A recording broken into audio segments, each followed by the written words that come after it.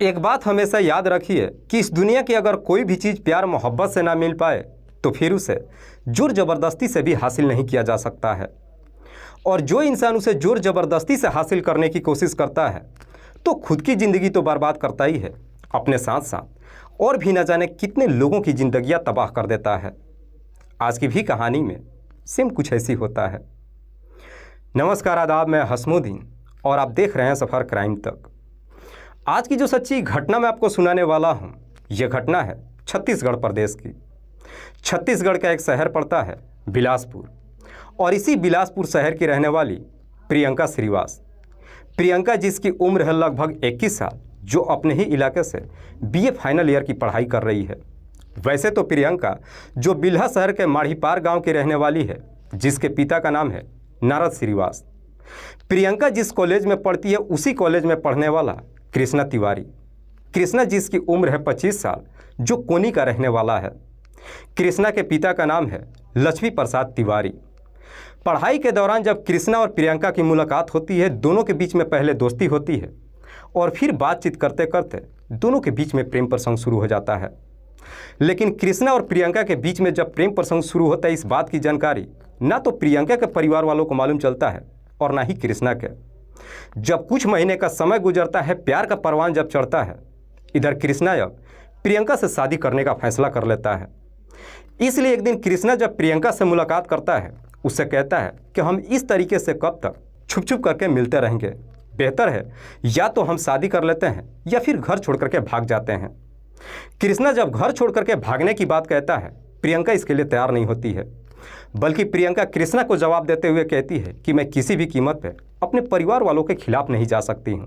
प्रियंका जब अपने माता पिता की दुहाई देती है, ये सुनकर के कृष्णा काफ़ी गुस्से में आ जाता है और उसे डांटते हुए कहता है कि तुम्हें मुझसे प्यार करने से पहले अपने माता पिता से पूछ लेना चाहिए था।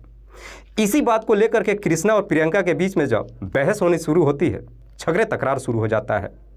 पर जैसे ही झगड़े तकरार शुरू होता है, प्रियंका कृष्णा को समझाते हुए कहती है कि इस तरीके से झगड़े तकरार करने से कोई फ़ायदा नहीं है, बेहतर है कि तुम अपने पापा को मेरे घर पे भेज दो ताकि वो हम दोनों के रिश्ते के लिए मेरे पिता से बातचीत कर सके। जैसे इस तरह की सुझाव देती है, कृष्णा को भी ये सुझाव पसंद आ जाता है। इसीलिए कृष्णा एक दिन जब अपने घर पे जाता है, अपने और प्रियंका के बारे में अपने पिता से कहता है कि मैं हर हाल में सिर्फ और सिर्फ प्रियंका से ही शादी करना चाहता हूँ। इसीलिए मैं चाहता हूँ कि आप उसके घर पे जाइए और उसके पिता से हम दोनों के रिश्ते के बारे में बातचीत कीजिए।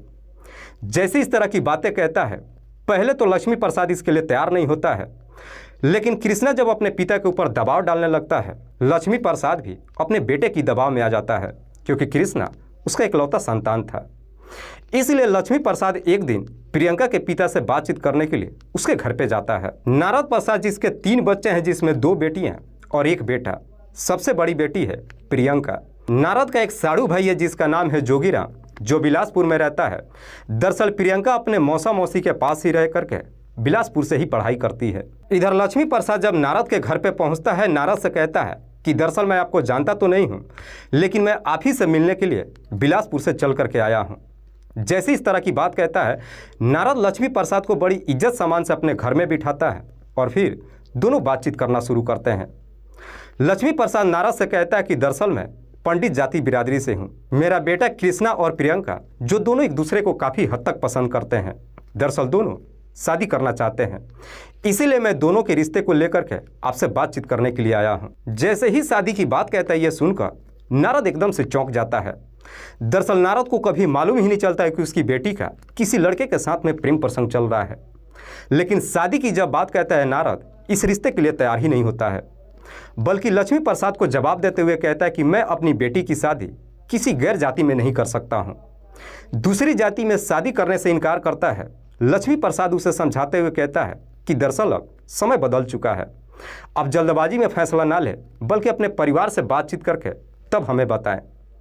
लेकिन नारद उसे जवाब देते हुए कहता है कि मैं इस विषय पे आगे कुछ बातचीत करना ही नहीं चाहता हूँ। दरअसल मैं अपनी बेटी का ऑलरेडी रिश्ता तय कर चुका हूँ और बहुत जल्द ही उसकी शादी भी करने वाला हूँ। लक्ष्मी प्रसाद नारद को काफ़ी समझाने की कोशिश करता है, लेकिन नारद इस रिश्ते के लिए तैयार ही नहीं होता है। इधर लक्ष्मी प्रसाद जब वापस घर पे आता है, इस बारे में अपने बेटे कृष्णा से बताता है। कृष्णा को जब मालूम चलता है कि प्रियंका के पिता ने शादी के रिश्ते से इनकार कर दिया है, सुनकर काफ़ी गुस्से में आ जाता है और अगले ही दिन अपनी बुलेट उठाता है और फिर से प्रियंका के घर पे पहुंच जाता है और जा करके उसके पिता नारद से कहता है कि दरअसल मेरे पापा कल आपसे रिश्ते की बात करने के लिए आए थे। मैं उन्हीं का बेटा कृष्णा हूँ।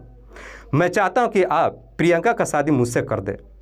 लेकिन शादी की जब बात कहता है, नारद उसे जवाब देता है कि जो भी मुझे बताना था मैंने कल ही तुम्हारे पिता को जवाब दे चुका हूँ, इसलिए इस विषय पे मैं कोई बातचीत नहीं करना चाहता हूँ। कृष्णा भी नारद को काफ़ी समझाने की कोशिश करता है। नारद जब उसकी बात नहीं मानता है, कृष्णा नारद को धमकी देते हुए कहता है कि अगर प्रियंका की शादी मुझसे नहीं हो पाई तो याद रखना तुम्हारे लिए ठीक नहीं होगा। जैसे ही धमकी देता है ये सुन करके नारद भी काफ़ी गुस्से में आ जाता है। वहाँ से कृष्णा वापस जब आता है, नारद तुरंत ही अपने साड़ू भाई जोगीराम के नंबर पर फ़ोन करता है और उससे कृष्णा की सारी बातें बताता है। दरअसल अपने साड़ू भाई से कहता है कि कृष्णा मेरे घर पे आया था और आकर मुझे वो धमकी दे करके गया है, इसीलिए मैं चाहता हूँ कि अब तुम प्रियंका के ऊपर नज़र रखना, कोशिश करना कि प्रियंका कभी भी कृष्णा से बातचीत ना कर पाए। जैसे ही कृष्णा के बारे में बताता है, इधर जोगीराम अपने साड़ू भाई को समझाते हुए कहता है कि मैं प्रियंका को तो संभाल लूँगा, लेकिन बेहतर होगा आप थाने में जाकर कृष्णा के ऊपर मुकदमा दर्ज कर दीजिए। मुकदमा दर्ज कराने की जब बात कहता है, नारद मना कर देता है, कहता है कि अगर मैं थाने में जाऊंगा इससे हमारी ही बदनामी होगी। लेकिन इधर कृष्णा जब अपने घर पे पहुंचता है, पूरी रात सो ही नहीं पाता है। अगले दिन 21 अगस्त को सुबह सुबह प्रियंका के नंबर पे फ़ोन करता है और उससे मिलने के लिए कहता है। प्रियंका कहती है कि मैं कॉलेज जब जाऊंगी उधर से आते समय मैं तुमसे मिल लूँगी। इधर प्रियंका जब सुबह सुबह अपने घर से तैयार होकर कॉलेज के लिए निकलती है, प्रियंका के मौसा मौसी उसे समझाते हुए कहते हैं कि दरअसल तुम्हारे पापा ने मेरे नंबर पर फ़ोन किया था और कृष्णा के बारे में ऐसी ऐसी बातें बता रहे थे। हम चाहते हैं कि आज के बाद से तुम कृष्णा से कभी नहीं मिलोगी। जब प्रियंका को समझाने की कोशिश करते हैं तो प्रियंका भी अपने मौसा मौसी को जवाब देते हुए कहती है कि आप लोगों को मेरे लिए चिंता करने की कोई ज़रूरत नहीं है। मेरे पापा ने काफ़ी विश्वास करके मुझे यहाँ पे पढ़ने के लिए भेजा है। मैं उनका विश्वास किसी कीमत पे नहीं तोड़ूंगी। प्रियंका जब कॉलेज में पहुँचती है, दोपहर के वक्त जब अपने कॉलेज से निकलती है, उसी वक्त ही कृष्णा प्रियंका के नंबर पर फ़ोन करता है और उससे अपने हॉस्टल पर मिलने के लिए बुलाता है। दरअसल कृष्णा जो राजस्व कॉलोनी के एक हॉस्टल में रह करके अपनी पढ़ाई करता है। इससे पहले भी प्रियंका कृष्णा के हॉस्टल पे कई बार जा कर के मुलाकात भी कर चुकी है। अपने हॉस्टल पे जब बुलाता है, प्रियंका कहती है कि थोड़ी देर में मैं वहाँ पे पहुँच जाऊँगी। पर जब 1 घंटे का समय गुजर जाता है, प्रियंका जब कृष्णा के हॉस्टल पे नहीं पहुँचती है, कृष्णा फिर से प्रियंका के नंबर पर फ़ोन करता है। प्रियंका जब फ़ोन उठाती है, कहती है कि मैं अपने सहेलियों के साथ में हूँ, आने में थोड़ा सा वक्त लग जाएगा। 1 घंटे का और समय गुजर जाता है। 1 घंटे बाद भी प्रियंका जब कृष्णा के पास नहीं पहुंचती है, कृष्णा फिर से प्रियंका के नंबर पर फ़ोन करता है। तब प्रियंका कहती है कि दरअसल मैं अशोक नगर तक पहुंच चुकी हूं। अशोक नगर तक पहुंचने की जब बात कहती है, कृष्णा को प्रियंका के बातों पर यकीन नहीं होता है। इसीलिए कृष्णा प्रियंका से कहता है कि तुम अशोक नगर में ही ठहरो, मैं वहीं पर आ रहा हूँ। उसके बाद से कृष्णा अपना बुलेट लेता है और अशोक नगर के चौराहे पर पहुँच जाता है, जहाँ पे प्रियंका अपने 2 सहेलियों के साथ खड़े होकर के बातचीत कर रही थी। कृष्णा जब वहाँ पे पहुँचता है, काफ़ी गुस्से में होता है और जा कर के प्रियंका को डांटने लगता है। कहता है कि मैं सुबह से परेशान हूँ तुमसे मिलने के लिए, लेकिन तुम्हें कोई फ़र्क ही नहीं पड़ रहा है। तुम यहाँ पे खड़ी होकर अपने सहेलियों के साथ गप्पे उड़ा रही हो, तुम्हें मेरे को लेकर के कोई चिंता नहीं हो रही है। जैसे ही गुस्से में इस तरह की बातें कहता है, प्रियंका भी गुस्से में आ जाती है और गुस्से में उसे जवाब देते हुए कहती है, तो क्या मैं तुम्हारे लिए अपनी पढ़ाई छोड़ दूं? जब तुम मेरे घर पे गए थे तो तुमने मेरे पापा को धमकी क्यों दिया? तुम्हारी हिम्मत कैसे हुई मेरे पापा के साथ इस तरीके से बातचीत करने की? इसी बात को लेकर के अशोक नगर चौराहे पे ही प्रियंका और कृष्णा के बीच में झगड़े तकरार शुरू हो जाता है।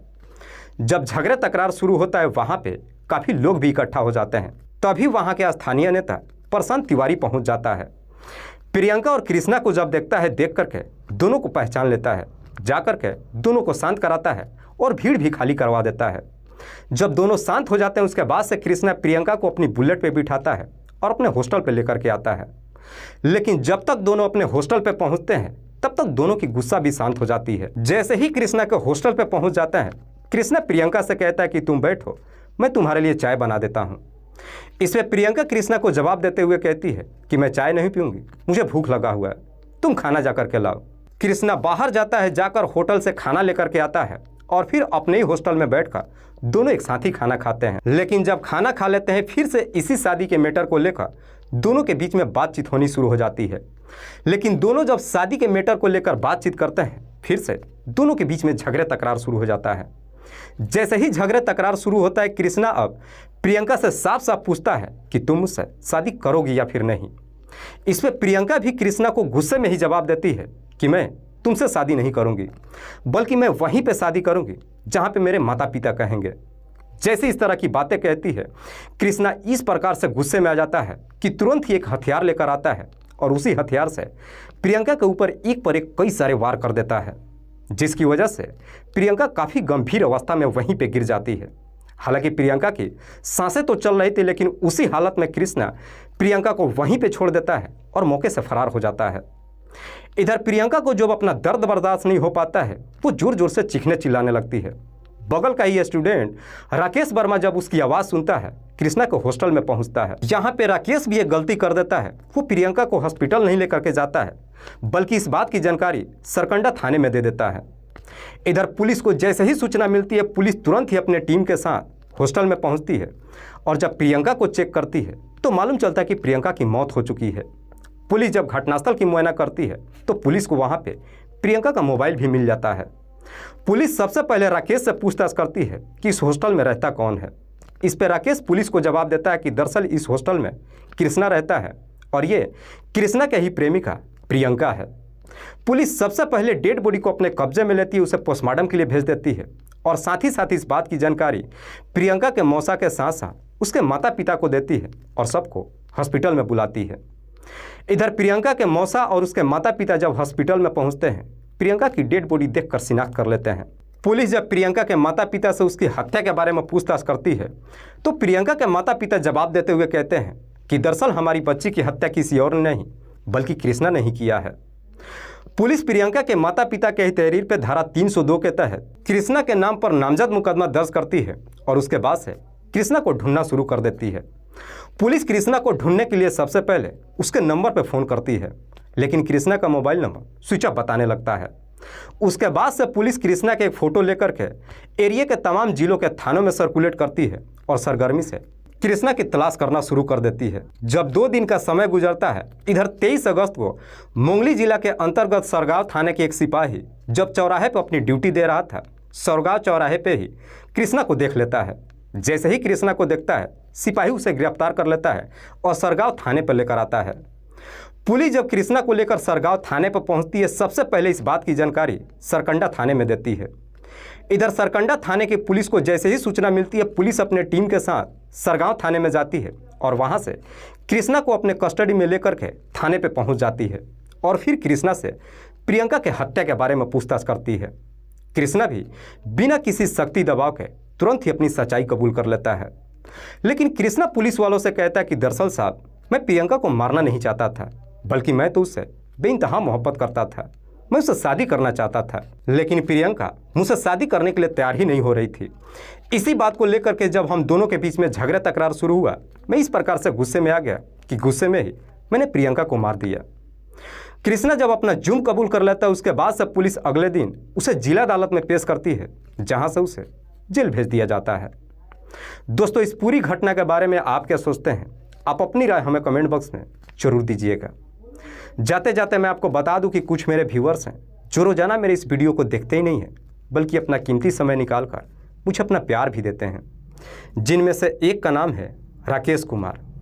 राकेश कुमार जो चूरू राजस्थान प्रदेश के रहने वाले हैं। मेरे दूसरे व्यूअर हैं भीके कुशवाहा। भीके कुशवाहा जो जहानाबाद जिला फतेहपुर उत्तर प्रदेश के रहने वाले हैं। मेरे तीसरे व्यूअर है मोहम्मद वकील। मोहम्मद वकील जो बिहार प्रदेश के रहने वाले हैं। चौथे मेरे व्यूअर है सालमगीर। सालमगीर जो पूर्णिया बिहार प्रदेश के रहने वाले हैं। लास्ट मेरे व्यूअर है जावेद अंसारी। जावेद अंसारी जो सऊदी अरबिया कतर में रह कर के नौकरी करते हैं और वहीं से मेरे इस वीडियो को देखते हैं। मैं आप तमाम व्यूअर्स को तहे दिल से शुक्रिया अदा करता हूं। कल फिर मिलते हैं एक और नई सच्ची घटना के साथ। तब तक के लिए जय हिंद, जय भारत।